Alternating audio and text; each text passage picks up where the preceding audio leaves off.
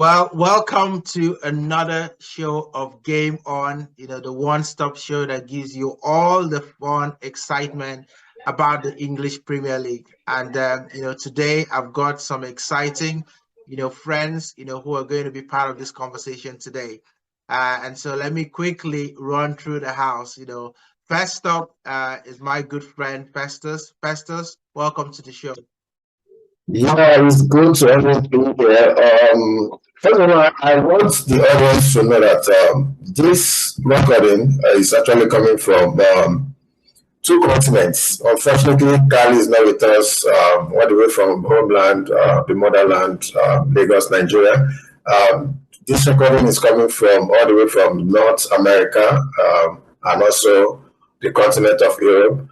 And I can assure you, you are going to have the ride of your life. Welcome to Game On, everybody.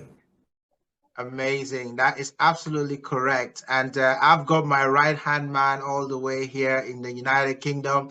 And Femi, welcome to the show. Wow, Hedy, thank you very much for the warm welcome. Well, what a pleasure. What an absolute pleasure to be on Game On again. And I'm sure everyone is tuned in for what is going to be yet another exciting edition, a prelude to what to expect as the Premier League returns this brilliant weekend. So we're going to miss Kali definitely, but also we'll be sharing a lot of our thoughts. So let's get into it. Fantastic. I'm so excited about the show. And guys, let's get straight into it. What an incredible weekend last week. Talk about, surprises, shockers. I'm losing words, to describe how the Premier League has started, this season. It has really started with a bang. So everyone, might as well throw away, their preconceptions, before the start of the season because the teams are absolutely, showing us that this is why this is one of the best leagues, in the whole world right now. So, guys, let's talk about some of the results that we had last week because I think everyone agrees that there was some shockers there, and there's no better place to start than the absolute clash between Manchester United and Liverpool. Guys, what did Ten Hag do right in that game, or was it just a terrible Liverpool? So I'm going to start with you, Femi. Oh, wow. Yes. You couldn't legislate for some of the errors Liverpool were committing on the day, but also United were all over them. I mean, I had seen a couple of their games and they could not even run from here to there. The opposition kept outrunning them. But for once, they brought their A game against Liverpool. And as much as you can say Liverpool were not at their best, you've got to say United were at their best. Because you cannot beat Liverpool if you're rubbish. And they were not on the day, United. I was absolutely shell-shocked. They were everywhere. And look at the goal from Sancho. Took his time, passed it into the back of the net. And, Klopp would not have expected that naturally. And we would have thought his guys would turn up. And we can talk about Sadio Mane being off to Bayern Munich, but they've got enough talent in that team. They've got a great goalkeeper. The back four is very solid. The midfield was suspect, to be fair. And a lot of the time, that's where you win the battle. But up front, if you've got Salah, you've got a chance. And you've got the amazing Diaz as well, scoring goals. So there's no excuse on the day. Again, the midfield could be better, but there is absolutely no excuse. As much as we could concentrate on how poor Liverpool were in terms of their usual standards, I think the attention should shift to United. And I know United fans will be very happy for this because I was ready to just tell them, look, 3 games into the season, last season, Arsenal were bottom of the league. No wins, 3 losses. It's going to happen to you 100%. I was ready to put it up, but they shot it back in my face straight away. And what a job they did to actually go and win that game 2-1. So hats off to them. Thoroughly deserved. I thought they were good winners on the day. Yeah, it was a really incredible performance by Manchester United. And you have to say, some players look like they had just been transferred from a different club because, the performances that we saw there was absolutely amazing. Rashford looked like, the Rashford before his OBE, was given to him because, it seems since then he got that recognition. He's never really been the same. So Face, what's your perspective? How did you look at that game, against Manchester United and Liverpool? What a game. That was Premiership defined. Now, two things could play a factor in that game. I want to counterfeit a bit on what he was saying. There is no excuse. There is clearly an excuse. I want to give Klopp a bit of leeway, an excuse for that performance. Losing 10 first team players to any team, no matter how big you are, will definitely affect that team. No matter the firepower, no matter the squad depth you have, 10 first team players will always affect a team. Now, not making too much of an excuse also, I want to also kudos to Ten Hag and the masterstroke what he brought to that team. Clearly, he took ownership of that team and clearly he put his feet down, and we could not see the changes. You could see from the body language of all Manchester United players that the Lord has been read. You could see the statements he made by dropping Ronaldo, dropping Maguire, clearly bringing in some new players, changing tactics. You could see everybody sat up. And why did they do that? Because they know that at this point, you could even be shake out because the transfer system is still ongoing. So I think the statements he went right at, and everybody knew that this is it. You just have to either ship up or ship out. So also, when we're talking of Liverpool, I think that midfield, clearly, like Femi mentioned, they have a problem in that midfield. Fabinho is not in form. Who is a fantastic player, a world class player, is not in form. And Keita, that usually is a backup, is injured. The other two guys, Henderson and what's his name? Henderson and the old guy that has been off forever. They are clearly old, and sorry, they are old, and you could see that they are coming downhill. So club needs to do something to the midfield. Thiago is injured. Because Cavani and the rest, they are still young, but obviously we see the talents there. Now, he has to bring in players before the end of the transfer season. He has to bring in competition to that midfield.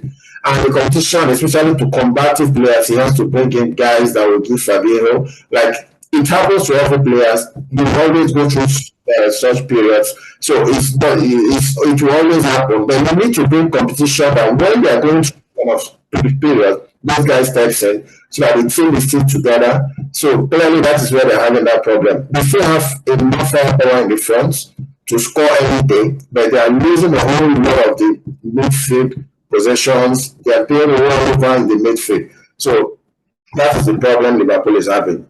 So it's two ways, a very bad Liverpool and a fantastic Ten Hag for where he brought to Man U.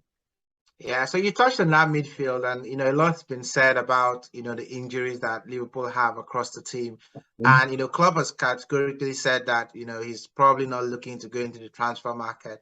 Yes. So we don't. It's going to be remain to be seen whether that strategy would actually bear some fruit. I feel that that game was a great matchup for Manchester United. If you notice, the first two games they played, it was very physical teams, direct teams, but Liverpool was always going to play on the ground, and that really favored Manchester United, and they could really play their game. I think this weekend is going to really tell whether that was a real turn of the page performance by Man United, or it was just the fact that it was Liverpool, and they rose to the occasion. So speaking about rising to the occasion, let's turn our attentions to another team that absolutely rose to the occasion over the weekend. There was something happening at St. James Park over this weekend, and I think you could have been forgiven to think that it was Barcelona that was playing with black stripes, the way that Newcastle absolutely took the game to Man City. So let's talk about that game a little bit, because Newcastle, have sort of gone under the radar a little bit. They picked up some good form, towards the end of last season. I mean, we know that because we went down and suffered a defeat. So, what are these signs saying for Newcastle? Can we now add them, to challengers, to the top four? because that performance against Man City to pick up a point, and they could have had all three, if things worked their way. So, what are your thoughts about what Newcastle are doing this season? To be fair, let me attack the first thing you said. Let's talk about whether they're challengers or not. They've got an upgrade in goal. Pope is Dubravka and the rest were absolutely decent before. They were doing a decent job, if you'd agree with me. But I think Dalot or Dubravka, they're no Nick Pope at all. And we've seen Pope do it at Burnley and other clubs. But he's an England goalkeeper as well. So they've got an upgrade in goal. And he was absolutely brilliant against Man City, you could tell. She's got that stability. But then they've actually still got Trippier, who scored an absolute. I mean, I thought that was the goal of the what season. A goal! It's just. I mean, and before he took the free kick, the commentator was saying, "Look, this guy had scored in the World Cup semi-final. I thought, what an occasion to actually take one as well." And I thought it was made for a left footer, but he just took it brilliantly. And you don't get past the wonderful Ederson if you're not playing, if you're not eating it properly. So. It definitely is a star player. Trippier. He's played at Atletico, played at Spurs, some of the biggest clubs. Of course, Spurs is not as big, and he's just gone and done it. And they got him for good money, and he's turning things around for them. Fabian Schär has been a great addition to the team. Burn as well in defense from Brighton. So they've got a solid back four there, and they've got some really good players that could come in and help. But oh my, their strength comes from the midfield. Alan Saint-Maximin with a hat trick of assists on the day. What a player. Every time he picked up the ball, the City players were in trouble. Everyone, they were doubling up on him. They could never get anywhere near him. And he even brought Almiron back to scoring goals. And Almiron was the top scorer in their preseason. He scored 6 goals in preseason. He's got his name on the score sheet. Joe Linton in midfield was unplayable. He had power. Even Willock looked like a true Arsenal player. I mean, he just carried the ball past people as well. I know you always talked about him, but I'm not. And I think the icing on the cake, when you put Maximin and, of course, Bruno together, Bruno Guimaraes, just absolutely smashing.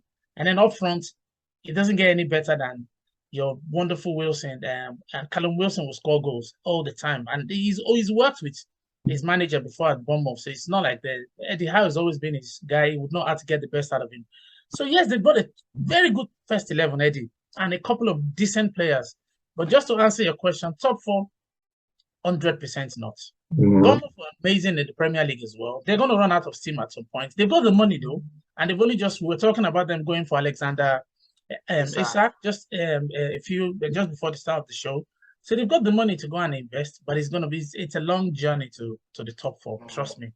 But I've got to say, yes, they're going to be in the top half comfortably this season. They will not be fighting relegation Newcastle. But back to that game, hands down, if not the game of the entire 2022, it's going to be the game of the season so far. Nothing comes close. What a match. Even the Liverpool game that we thought was... This is just the 3rd week. That was the 3rd week. Well, I said so far. So I don't... You're gonna really travel very far to find a game of that. I mean, he had everything. He had a penalty that was almost taken off. They had a red card that was cancelled. They had not a penalty, but they had a red card that was cancelled. They had everything you wanted. 3-1, and you thought City were dead and buried. But of course, they came back from the dead City. And I'm going to hand it to Newcastle. They were absolutely impressive on the day. They didn't even need Wood to come off the bench and score goals. They just had the front 11 to do it. And pleasure to have seen that game. It's one of the reasons why you watch the Premier League. Absolutely smashing. I don't know what your thoughts were, Face. Well, funny enough, you've said it all. The derby of the Arab money, that's what I target. I realize so far, that is clearly the best the football match in EPL so far. But I know many will come. We're still expecting far ones, we have derbies that we put on the edge of our seats. That is what the Premiership brings to you. So I know a whole lot of fantastic football will come. But Femi has said it all. It was a not to miss. In fact, if you miss that game, I wonder. There is no way they could explain that game to you and you understand. Every minute of that game counts. Every minute was like something else. You know, kudos to City also. It shows that these guys are stuff of champions. A whole lot of teams would have lost that match. A whole lot of teams would have lost that match. The atmosphere, the fans, the adrenaline pumping through the Newcastle guys, you could see they were out for that fight. They were ready. It shows the stuff City is made of, and it shows the pedigree of City players. And like I always say, I think City will still take the premiership this season. I don't see anybody that will challenge them so far. Back to Newcastle, like Eddie, I can categorically let you know that Newcastle is not going to challenge top four, but Newcastle is going to challenge top six. Going to be the for top six. They will challenge for a spot in Europa. That is given. And they're going to challenge for cup games because they have a fantastic environment and they're growing their squad depth also. And if Isaac Roger, that's a very, very good guy. You know, compared to all the names mentioned by Ferry, you know, they are gradually building a team. And Eddie Howe seems to know, you know, before everything we are saying, Eddie Howe is too small for that deal. Are you sure he's going to manage this because they're bringing it? He has shown that he has always been a good manager. And it's actually, you can see vision, he has a vision, he has the game plan, and gradually they are bringing in these players to complement the team. And they are growing, steadily they are growing, and steadily they are becoming formidable. That team can actually challenge. If look at what they did to City, they can challenge anybody in EPL or including their first 11. You know that the way a team will come, the maintenance will come, and this falls back to the squad depth. But with what they are doing so far, they are actually buying quality and they are growing their squad depth. So I see them challenging for top six, and the likes of Arsenal, Chelsea, Tottenham, Man U should actually look at for Newcastle. Yeah, in the midfield. Yeah. Yeah, so I think Newcastle will surprise a few teams when they go to St. James Park. I don't think that's going to be an easy venue for a lot of teams to go to. And I think, you know, Man City will be very grateful they left with a point, you know, out of that game, and hoping that they don't run into Newcastle anytime soon. And I think just like you guys have said, I do agree with you. I don't think they will challenge for top four. I think there's every likelihood that injuries might be what actually holds them back. And maybe that's the reason they've gone for Isak, because Callum Wilson, as we know, is always prone to a little bit of injury, which means that there will always be light up front. But I think that was a fantastic performance. And before we go into prediction, let's give a generous mention. You know, Isak provides strong competition to Wilson, and it's always good when you play competition, which means you may be surprised. He could actually bench Wilson. Anything can happen. Wilson is a fantastic player. So those competitions are needed when any team aspiring to actually compete for such honors. I think Isak, we've got to see how he gets settled in the Premier League, you know, because sometimes, you know, that transition can be a bit tough for strikers. We've had a few strikers come from the Spanish league and not hit the ground running, and that crowd in St. James are very demanding. So, you know, he needs to be able to get off running. But I think a honorable mention has to go to Leeds, you know, for their performance against Chelsea. I think that was an absolute fantastic.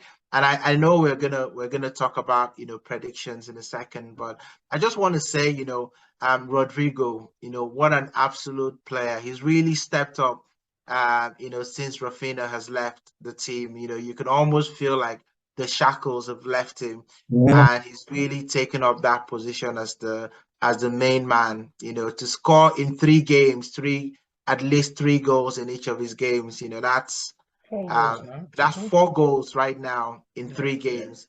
That's a golden boot, you know, form, you know, right there. And Harrison has been a great backup to that star act as well. You know, it seems like a new player. Suddenly, I know.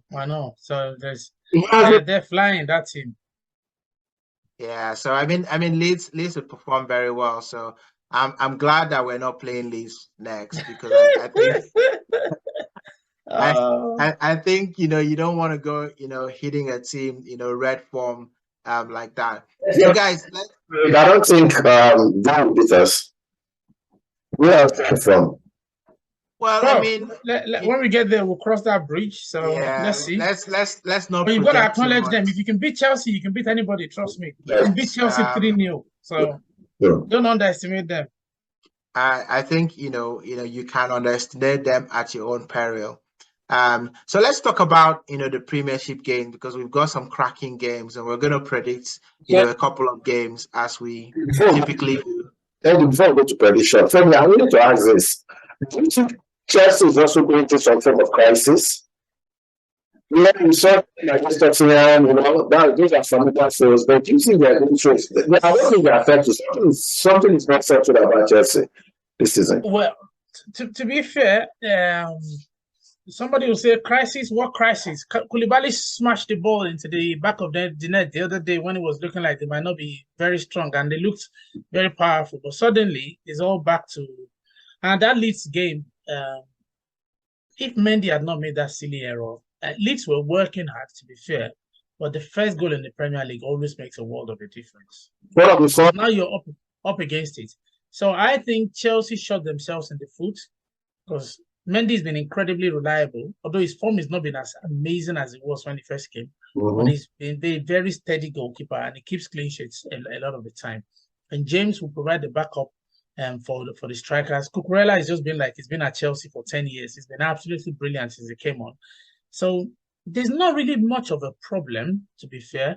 I think it's just that, no disrespect, the manager's gone with a core of some English players that should excite us, but are not doing it as much as you'd expect. Mount is a good player, but you can only go so much with, Sterling is a bit lightweight, but he will score goals. But you need strong, solid players around Raheem Sterling. And if you've got Mason Mount, there's no Kante. He's injured at the minute. So Loftus-Cheek, is he going to do it? Gallagher, is he going to do it? I'm not sure. You see what I mean?